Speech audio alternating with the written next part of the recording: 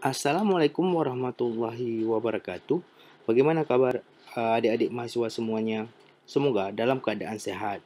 Nah, berhubung keadaan kita saat ini tidak bisa bertatap muka, jadi untuk sementara waktu kita lakukan perkuliahan melalui kuliah online. Mari kita melanjutkan perkuliahan pencegahan dan pengobatan penyakit ikan. Pada kesempatan kuliah kali ini, saya akan menyampaikan materi tentang penyakit yang disebabkan oleh jamur.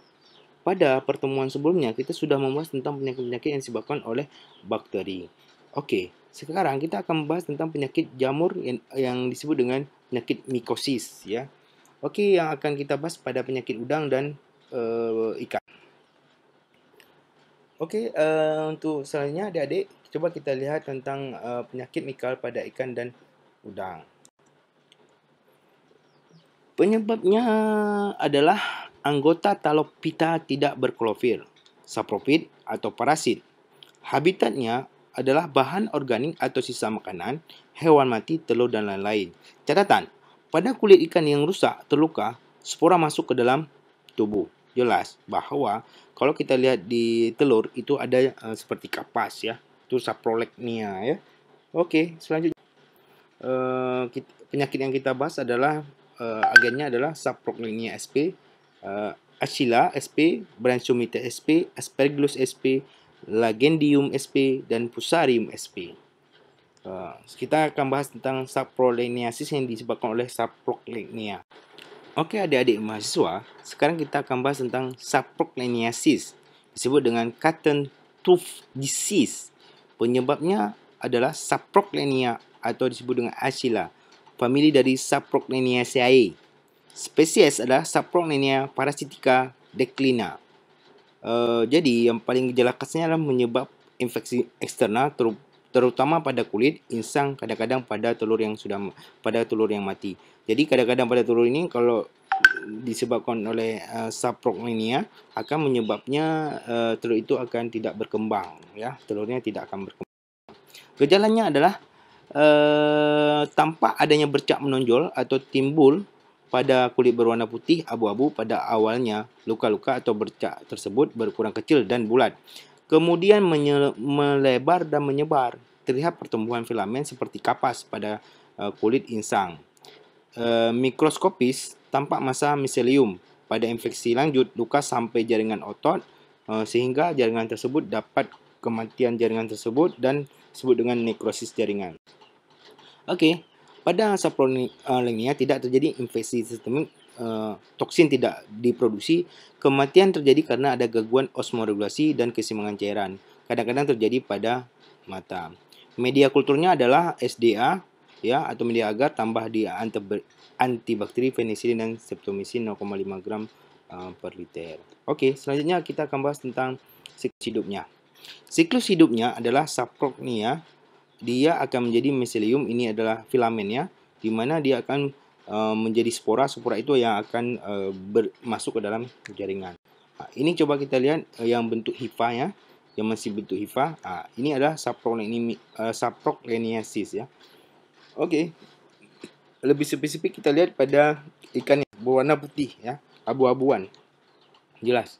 Oh, yang ini. Sebagian ikan itu akan berwarna putih-putih ya, disebabkan oleh jamur. Dia tidak menyebabkan infeksi sistemik ya, tetapi dia akan mati ya, matinya karena osmoregulasi, kehilangan asam. Oh ya, ini yang lebih parah. Ini dia hifanya sudah berkembang sangat banyak ya di atas badannya, dan ini adalah saprolegniasis. Oke, kita lanjut lagi. Ini pada telur, jelas ya, pada telur itu saproleniasis, jadi ada jamur-jamur di dalam telurnya yang bentuk hifa-hifa ya. Oke, mungkin tentang saprolenias cukup sekian, nanti kalian cari lagi bahan-bahannya ya. Oke, adik-adik mahasiswa, kita bahas lagi tentang branchiomycosis, disebut dengan gear root.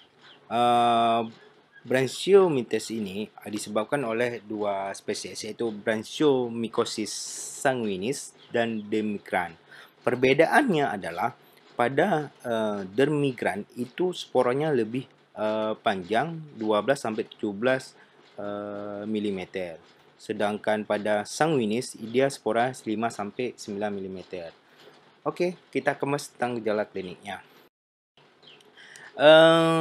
Gejala kliniknya adalah pada ikan yang disebabkan oleh branchiomycosis itu nafsu makan mulai hilang, sehingga ikan itu akan mengalami kekurangan makanan sehingga dia lemah ya. Selanjutnya ada aspiksia, bergumulan di permukaan ya. Jadi karena ikan ini bergumulan di permukaan karena kekurangan oksigen juga ya, karena dia menyerang pada insang sehingga dia merasa dia kekurangan oksigen.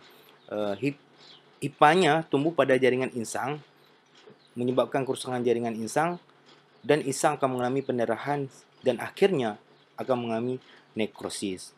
Kadang terjadi kemudian sebelum gejala muncul, mortalitasnya antara 30-50% dalam waktu 2 hari. Jadi dia insang itu akan mengalami kerusakan, mengakibatkan pendarahan dan nekrosis. Okey, kita lihat penyakitnya.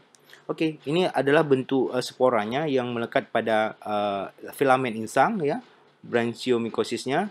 Jelas bahwa di sini dia akan menyebabkan insang-insang itu berwarna putih ya, berwarna pucat ya, karena dia akan berspora dan hifanya ada di bagian filamen. Nama juga branchiomycosis, yaitu artinya bahwa ini penyakitnya menyerang insang.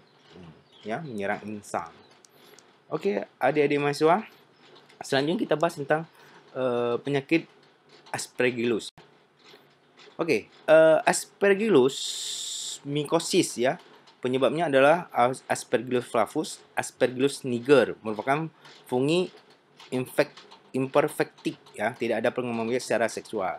Dia bisa tersebar di mana-mana, sifatnya adalah saprofitik ya. Yang lebih gejalanya adalah keunikannya adalah dia memproduksi toksin ya, yang disebut dengan aflatoksin atau aflatokikosis ya. Artinya yang bahayanya adalah toksinnya, racun yang disebabkan oleh jamur tersebut. Gejala kliniknya adalah warna tubuh gelap, lemah, perut membengkak ya, hidrosis juga, nekrosis pada hati, mortalitas sedikit ya, 20% dari populasinya. Jadi penyakit Aspergillus itu hanya 20% kematian yang terjadi. Seperti itu kira-kira ya. Oke, selanjutnya kita akan bahas tentang penyakit udang. Ya, adik-adik mahasiswa, kita akan bahas sekarang adalah Schimmelmycosis. Yang contohnya penyakit yang disebabkan adalah Langidium sp. Penyebabnya adalah Langidium calinitex ya, Cirrolipidium sp. Dua spesies tersebut dapat menyebabkan kematian. Larva dipenuhi miselium ya, sehingga larvanya berenang lambat atau diam di dasar. Pada larva yang mati atau sekarat tampak dipenuhi dengan hipa, dia akan berwarna putih ya. Jadi kematian terjadi setelah 3-5 hari apabila tidak segera ditangani. Okey, jadi pencegahannya adalah harus hindari faktor lingkungannya. Ada stres karena kondisi lingkungan, kepadatan tinggi ya, karena faktor sisa makanan. Kalau pencegahan hindari faktor lingkungannya.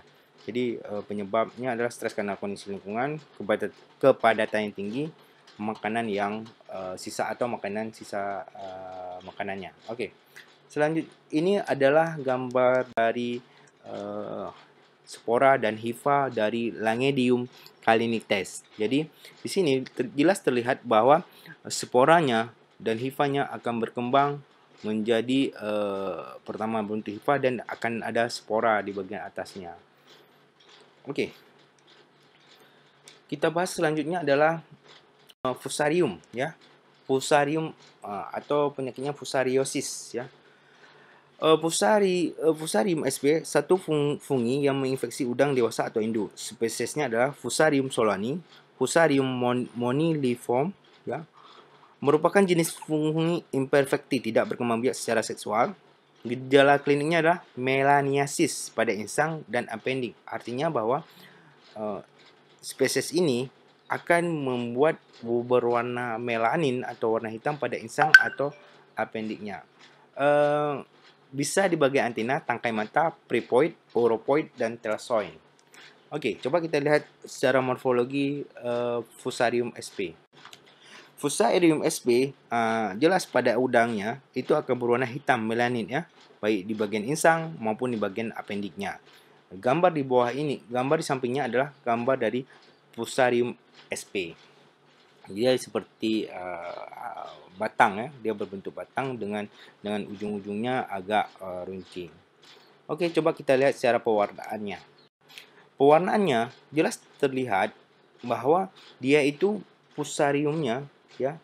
Fusarium itu sp itu dia akan berkembang dan memperbanyakkan diri dengan membelah diri. Seperti itu, dia akan membelah diri fusarium. Artinya dia bukan dengan seksual.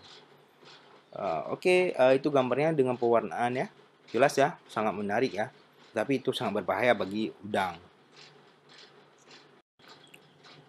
Oke, adik-adik mahasiswa, terima kasih sudah menonton video ini. Selanjutnya, kalian silakan cari untuk bahan bacaan kalian, yaitu tentang Saprolegnia, Branchiomites, Aspergillus, Langedium, Fusarium. Jadi untuk kalian baca-baca di rumah. Dan saya akhiri perkuliahan hari ini ya. Sehingga ilmu yang saya berikan ini bermanfaat untuk adik-adik mahasiswa semua. Cukup sekian. Assalamualaikum warahmatullahi wabarakatuh.